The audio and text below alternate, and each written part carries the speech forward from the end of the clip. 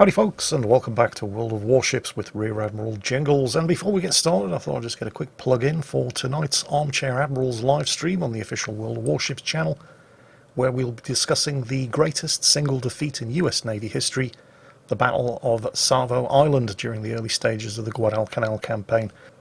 And tonight, as well as the usual suspects, myself, Tookie and Drakinafel, we're also going to be joined by Jack Russell of the United States Navy Institute.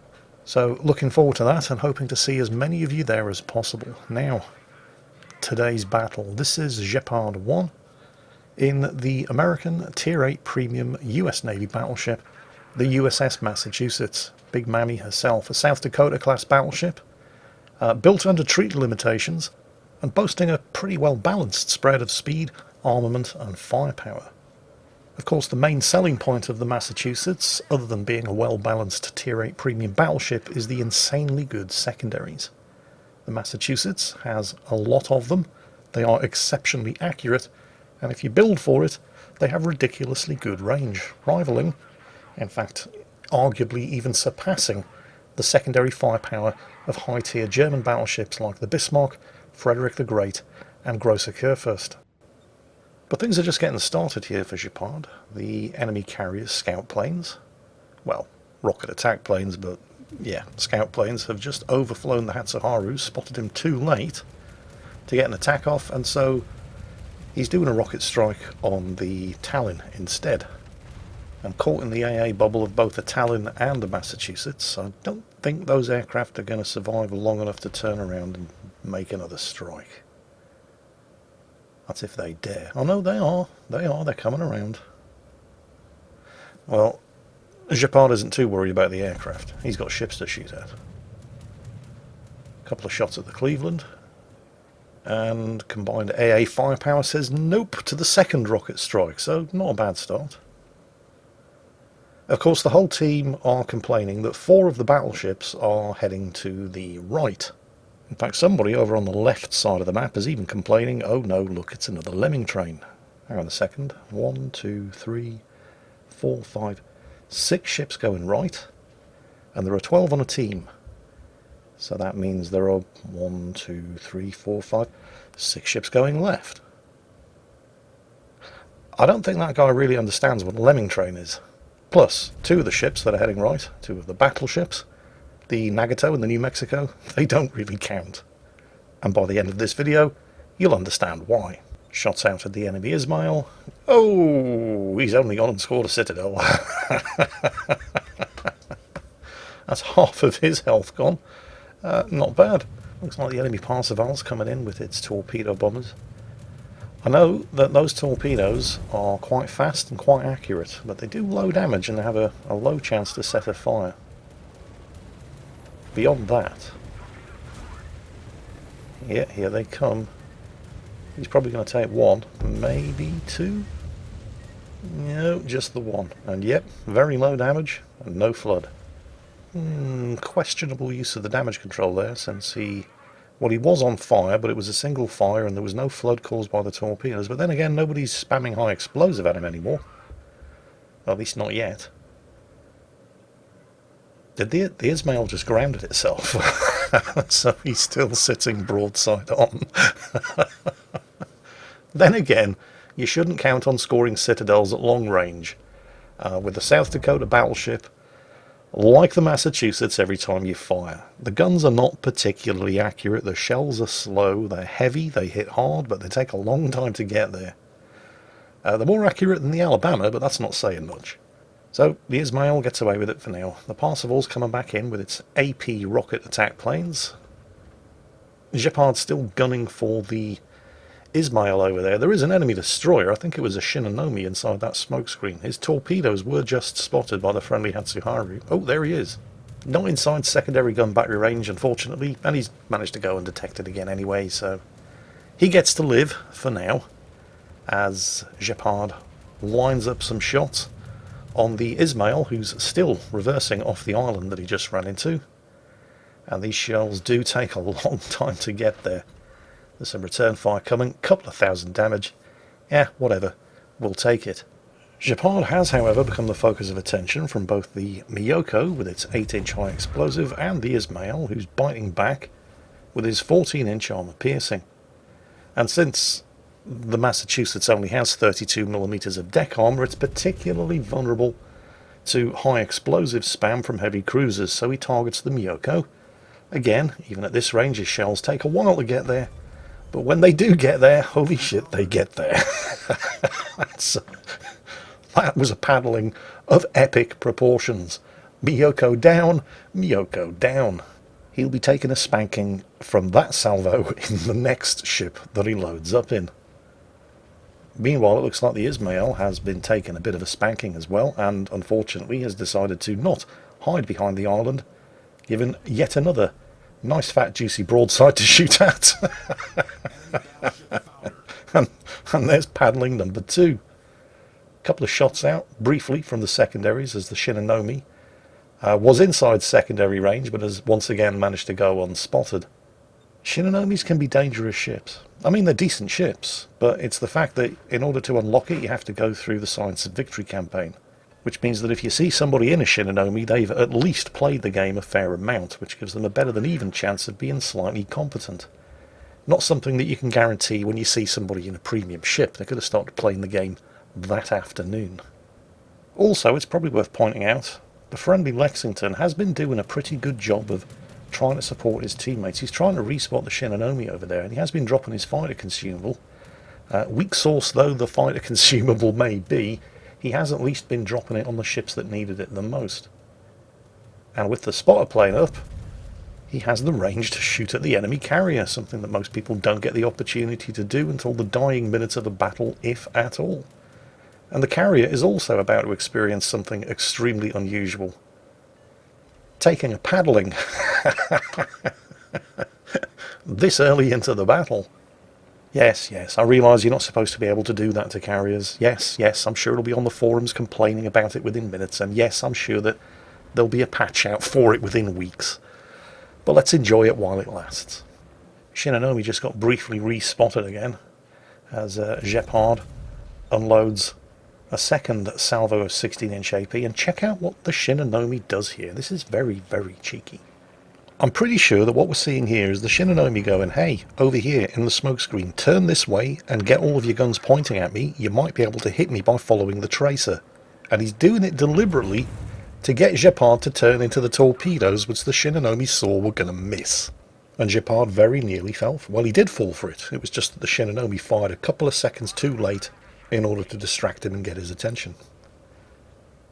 Looks like the Parsifal's going to get away, unfortunately. The Shinonome, if he has any sense whatsoever, is going to be getting the hell out of that smoke screen and waiting for his torpedoes to reload, because he's got a Massachusetts closing in.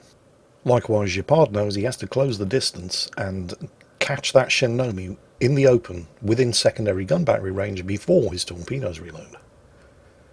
Although we'll just take the opportunity to shoot at this Cleveland some more. Oh, there he is. Oh, wait, does that mean his torpedoes have reloaded already? Well, there's another Citadel. It must be Citadel Day. Secondaries trained on the Shinonome. The Talon that Gepard is divisioned up with immediately leaps to his assistance and starts peppering the Shinonome with the high explosive. Are his torpedoes ready to go? I suspect they probably were, because I couldn't see that Shinonome leaving a smoke screen unless he needed to spot a target and get his torpedoes away. There they are. Gepard pulls it into a hard turn, and that torpedo pretty much scraped paint off the side of his ship. So with the destruction of the Shinonome, the team have basically cleared this side of the map. Unfortunately, the enemy team have basically cleared the other side of the map and are pushing into the friendly base, which is why Gepard has been pinging the base, trying to alert the Heart of Thinking on his team to the fact that they're about to get capped.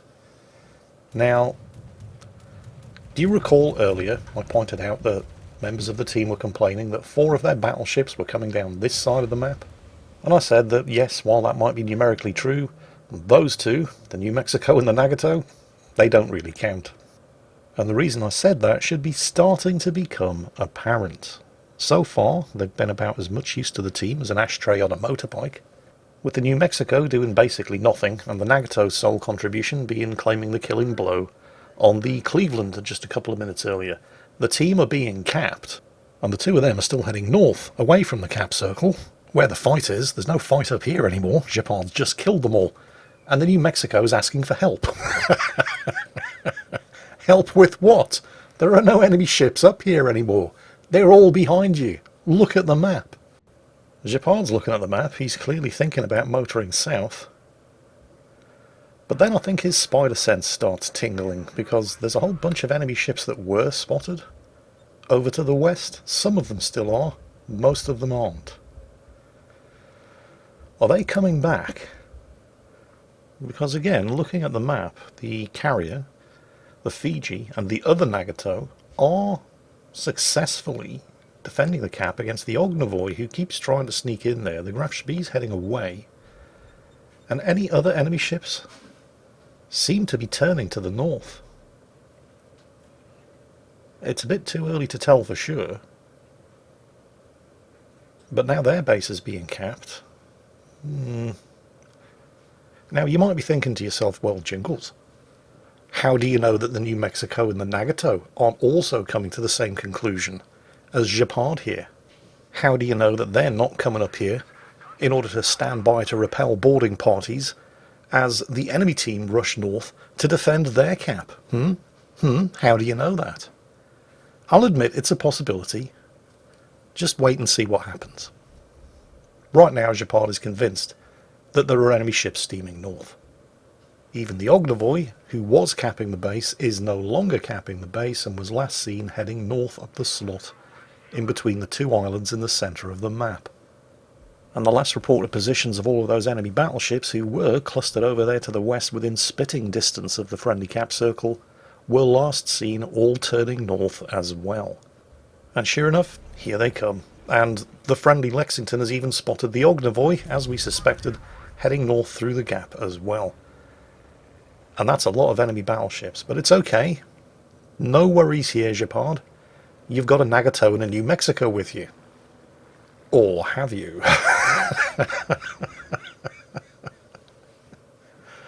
The Nagato, at least, is going to make something of a fight out of it. Just very, very badly. The New Mexico, however, having run away from one fight, thinking he's safe, is now doing his level best to turn around and run away from this fight as well. And while I said the Nagato was at least going to try to make something of a fight of it, I think I may have even been giving him slightly too much credit as well, because he's also turning around. Possibly to get all of his guns firing? Yeah, let's be generous. Let's say the reason the Nagato is turning around is to get all of his guns into the fight, and not so that he can turn around and run away from this fight as quickly as he ran away from the fight down to the south. Of course, the act of turning around, whatever the reason might be, is of course exposing his big fat juicy broadside to all of those enemy battleships, as Japard claims his second close quarters expert award of the game, and finishes off the Ognavoy while dodging all of his torpedoes, and the New Mexico steams away behind him as fast as he possibly can, which, since he's in New Mexico, is not very fast at all. Meanwhile, the Nagato, whose turn to the right resulted in his exposing his broadside to two King George V's, a Duke of York and a Graf Spee, pays the ultimate price, because he was trying to get all of his guns into the fight, and not, of course, because he was trying to turn around and run away from this fight as quickly as he turned around and ran away from the last one. Meanwhile, Japard, steaming straight into a hail of fire from 3 enemy battleships and 1 enemy extremely heavy cruiser, has just earned himself the Confederate award and continues to rack up secondary hits on an extremely low health King George V. Shots out with a 16-inch AP. There's the Kraken unleashed. 1 Duke of York, 1 Graf Spee, and 1 King George V remaining, backed up of course by an extremely upset enemy aircraft carrier. It's alright though, Japard, you've still got the New Mexico with you.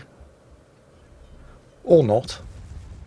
Japard seems to be thinking about turning away in order to avoid sailing straight into the middle of a crossfire between those 2 British battleships, but thinks better of it because that would involve giving up his broadside to an awful lot of 14-inch guns.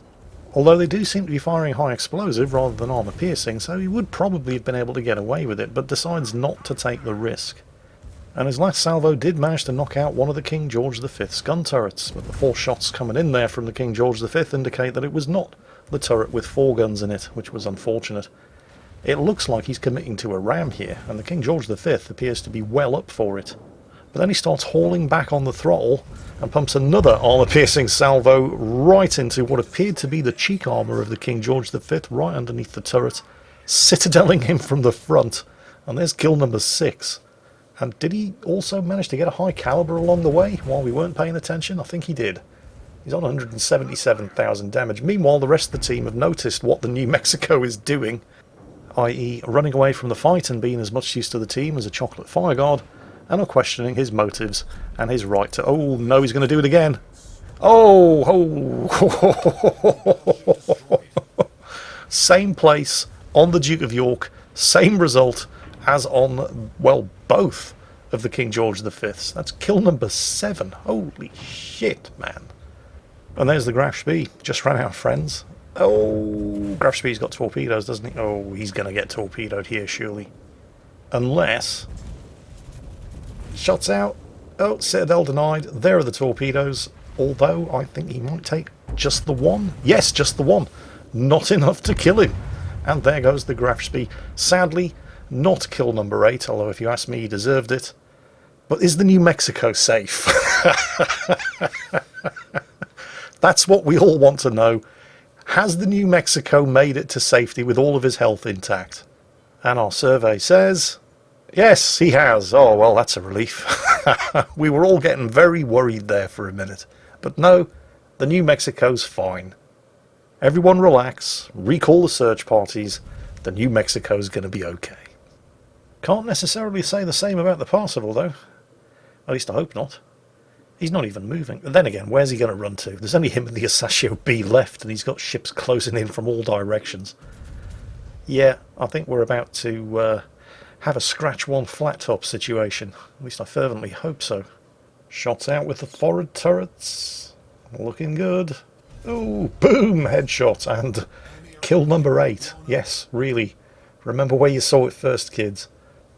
Unfortunately, the Nagato... No, not that Nagato. The useful one. The one who actually went back to defend the cap. He was sunk by the Asashio B while in the act of defending the cap. So, you know, at least he went down in a good cause. Speaking of the Asashio B, the Lexington has found him. He's dropped fighters on his position. He's harassing him with rocket attack planes. And he's got a Fiji closing in. Now that's a combination that is rarely good news in any destroyer. Although, hang on, an enemy ship has just been sighted. We'd better make sure the New Mexico's okay. Yep, he's still fine. Panic over. Meanwhile, the 3 ships that are actually still in the fight, so, you know, obviously not the New Mexico, are still scrambling over who's going to get the kill on the Asashio B. And frankly, all 3 of them deserve it. It looked for a second like it was going to be the Lexington, but the Fiji claims the honours. 245,000 damage, 8 kills, 10 citadels, 142 secondary hits, and because of the Tier 8 premium, nearly 2 million credits earned for Gepard 1 in the USS Massachusetts, and not far short of 3,000 base experience. What a game. Congratulations on an outstanding and hard-fought victory. And everyone else, I hope you enjoyed it, because that's it for today. As always, I know Akazuki, it was pretty impressive. It's a long time since we've seen an 8-kill game. But I have to say goodbye to all of the YouTube people now, so I can start rendering this video. Yes, we'll have scratches once I'm done. Yep, love you too.